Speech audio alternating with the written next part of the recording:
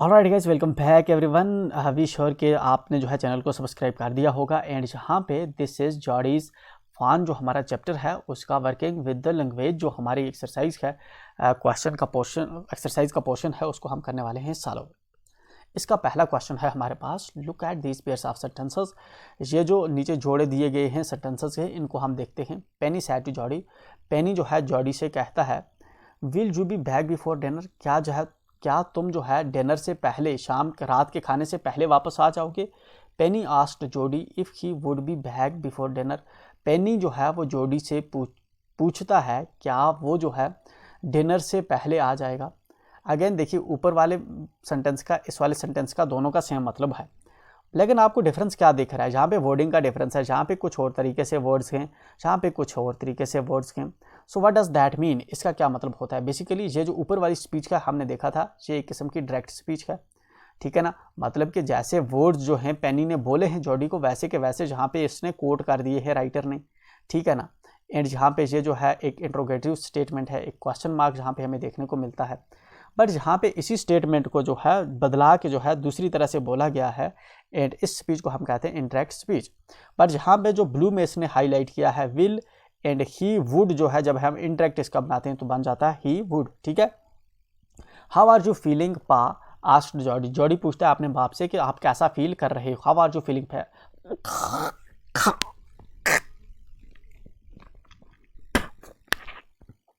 Sorry, how are you feeling पा, sorry, just wait a minute, there is something wrong going.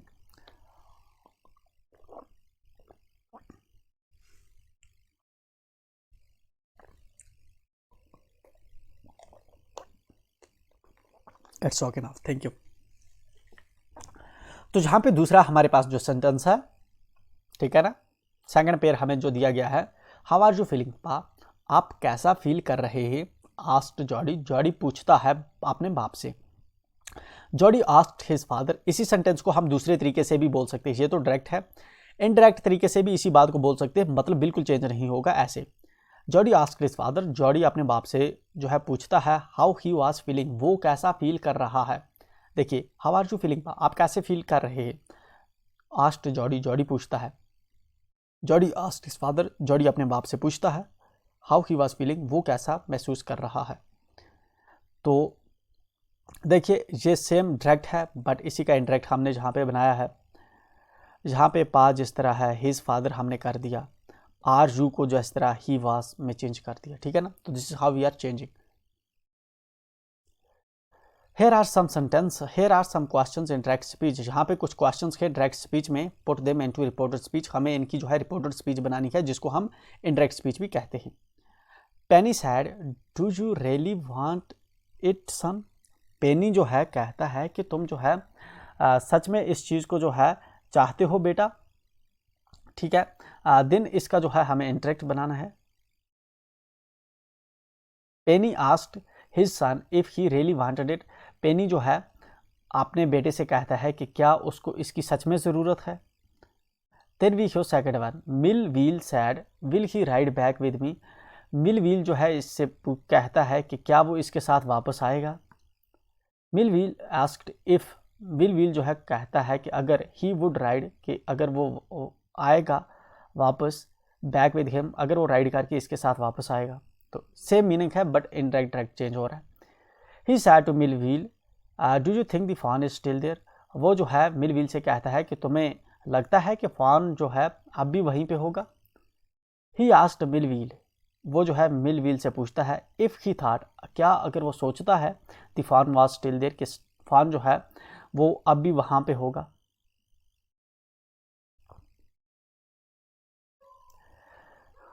Then we show the next one, he asked Mill Wheel will you help me find him, तुम जो है मेरी मदद करोगे उसको ढूंढने में। ही आस्क्ड मिल व्हील, वो जो है पूछता है मिल व्हील से if he would help him find him, क्या वो उसकी मदद करेगा उसको ढूंढने में।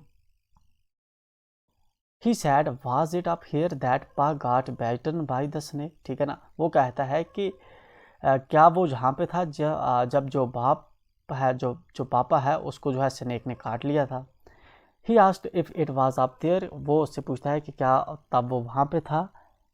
That his pa had got bitten by the snake, जब जो है उसके पापा को जो है स्नेक ने बाइट कर लिया था। तो यहाँ पे रिपोर्टेड स्पीचेस हम बना रहे हैं। एनीवे आते हैं क्वेश्चन नंबर 2 पे। लुक एट दीज 2 सेंटेंसेस, नीचे दिए गए जो दो सेंटेंसेस है हम उन पे देखते हैं। ही टम्बल्ड बैकवर्ड, वो पीछे की तरफ गिरता है या पीछे की तरफ मुड़ता है।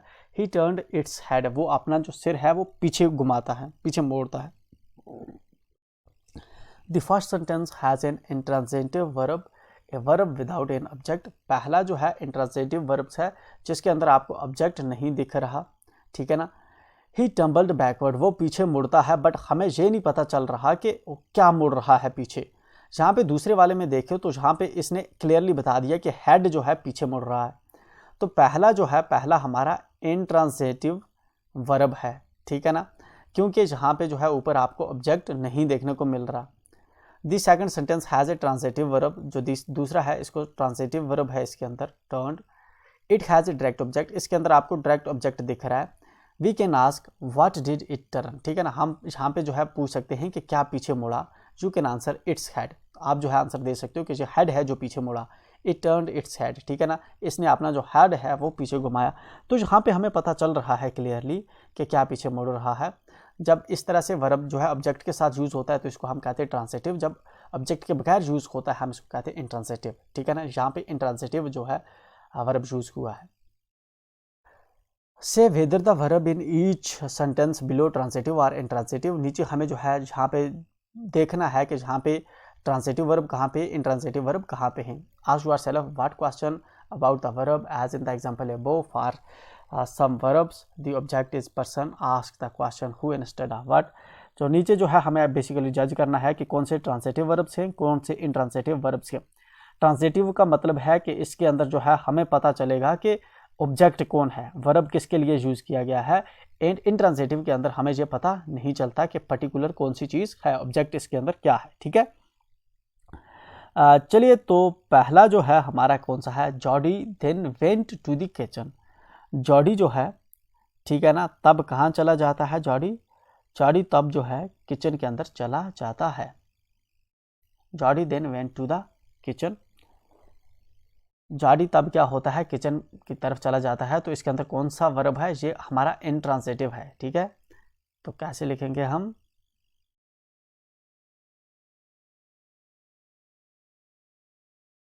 पहला जो है आपका इंट्रांजिटिव है, ठीक है। द फॉर्म ऑफ, इसको हम लिखेंगे इंट्रांजिटिव, NTRAN, इंट्रांजिटिव SITIV, ठीक है ना।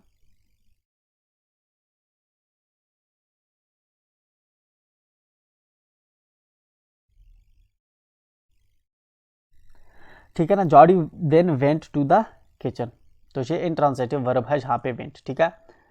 The fawn wobbled after him, fawn जो है वो वबल करता है, लड़खड़ा के चलता है। तो अगेन ये क्या है, इंट्रांजिटिव,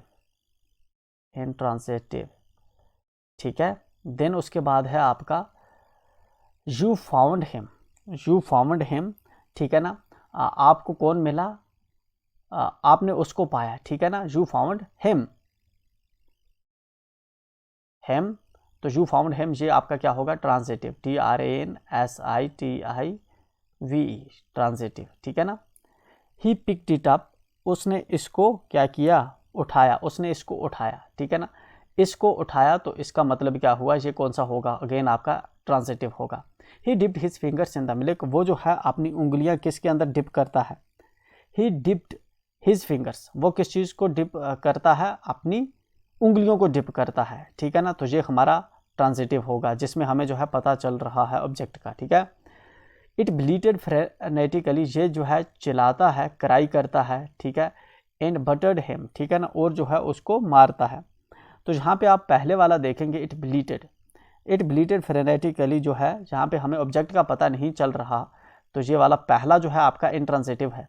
दूसरा इसने जो हाईलाइट किया है बट एंड बटर्ड हिम, ठीक है ना, और उसको क्या करता है, मारता है, तो उसको मारता है, तो देन इट्स ट्रांजिटिव, दूसरे वाला ट्रांजिटिव, पहले वाला इंट्रांजिटिव।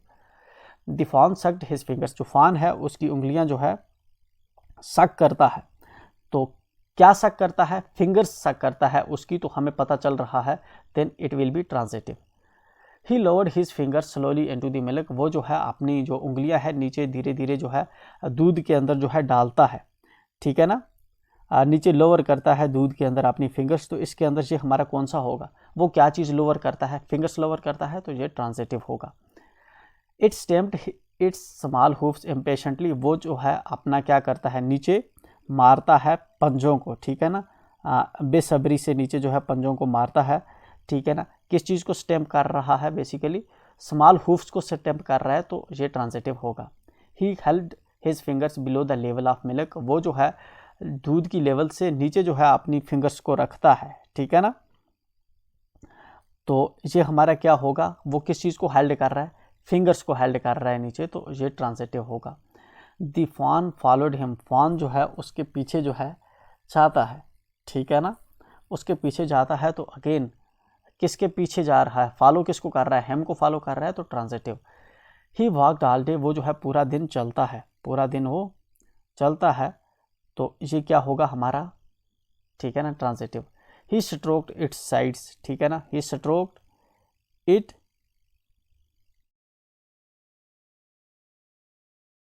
ठीक है ना, ही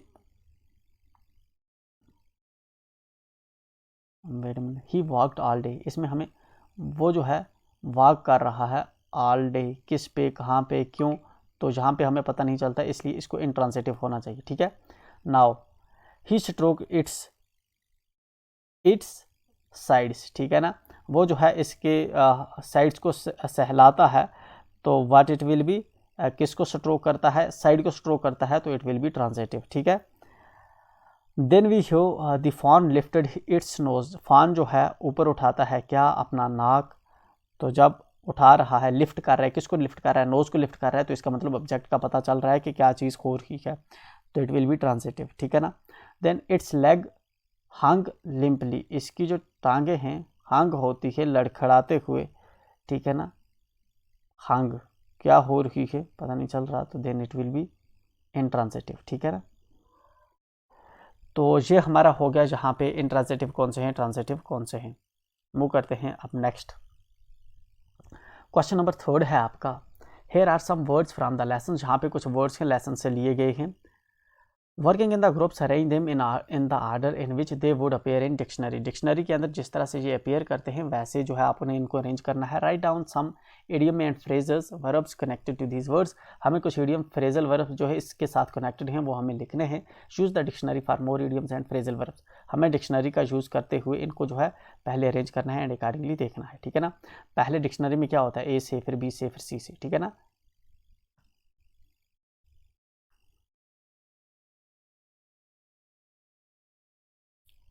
डिक्शनरी के अंदर कैसा ऑर्डर होगा?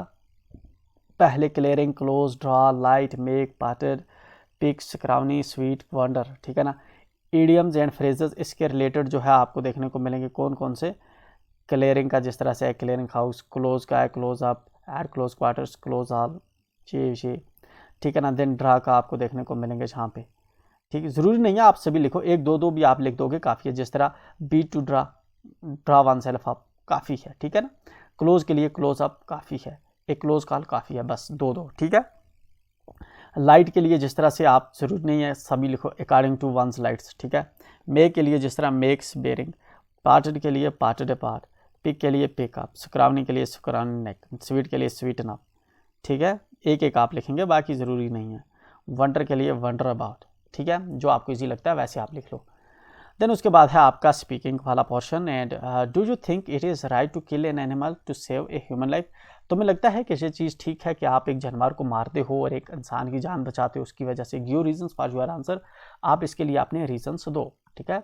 ये वाला जो आंसर है बेसिकली आपको स्पीकिंग करना है, मतलब इस पर डिस्कशन करनी है एंड इसको लिखने की हालांकि ज़रूरत नहीं होती, बट स्टिल जो है आप इसको यहाँ पे देख सकते हो, ठीक है ना। तो एक्चुअल में अगर देखा जाए जिस तरह यहाँ पे राय है कि एक जो है एनिमल को मारना इंसान की जान बचाने के लिए ठीक बात नहीं है, ठीक है ना। अगर जो ह्यूमन है वो किसी को ज़िंदगी दे नहीं सकते तो उनको जो है किसी की क्रिएचर का जो है ज़िंदगी छीनने का भी कोई हक नहीं है। सभी क्रिएचर जो हैं खुदा की बनाई गए हैं, ठीक है ना। हर क्रिएचर जो है इंपॉर्टेंट रोल प्ले कर रहा है, ठीक है ना, इस दुनिया के अंदर।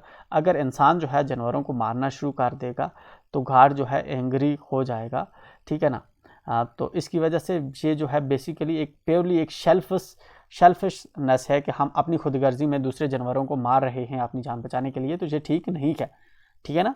तो ये चीज़ें इस तरह से आप डिस्कशन कर सकते हैं। देन इसी तरह से आपका इसी का दूसरा क्वेश्चन है स्पीकिंग का sorry. Imagine you wake up one morning and find a tiny animal on your doorstep. अब मान लेते हैं, इमेजिन करिए कि आप एक रोज़ जो है उठते हैं और एक छोटा सा एनिमल जो है आपके दरवाजे पे होता है। You want it as a pet but your parent are not too happy about it. आप चाहते हैं कि इस छोटे से जानवर को आप घर में पालतू रख लें, लेकिन आपके पेरेंट्स नहीं मानते। How would you persuade them to let you keep it, ठीक है ना। आप किस तरह से घर वालों को परस्यू करेंगे, उनको बताएंगे, कन्विंस करेंगे कि ये वाला जो पेट है आप इसको घर में रख लें। Discuss it in groups and present your arguments to the class. ये चीज़ आपको जो है ग्रुप के अंदर डिस्कस करनी है और आपने आर्गूमेंट है क्लास को बताने, ठीक है ना। तो जिस तरह से कैसे यहाँ से इसका आंसर आप यहाँ से इसको रीड कर सकते हैं, ठीक है ना। आप किस तरह से परस्यू करेंगे, क्या बताएंगे घर वालों को, तो दैट इज़ द थिंग जो आप खुद पर्सनली वहाँ से आप लिख सकते हैं, ठीक है ना। मॉडल आपको प्रोवाइड कर दिया गया है। देन वी हैव राइटिंग का क्वेश्चन नंबर फर्स्ट है आपका, imagine you have a new pet that keeps you busy. Imagine करते हैं आपके पास एक नया पालतू है जो आपको जिसके साथ आप बिजी रहते हैं। Right a paragraph describing your पेट। एक पैराग्राफ लिखिए आपने पेट को डिस्क्राइब करते हुए, the things it does and the way it makes you feel, ठीक है ना। चीज़ें जो ये कर रहा है या आप इसके साथ कैसा फील कर रहे हैं।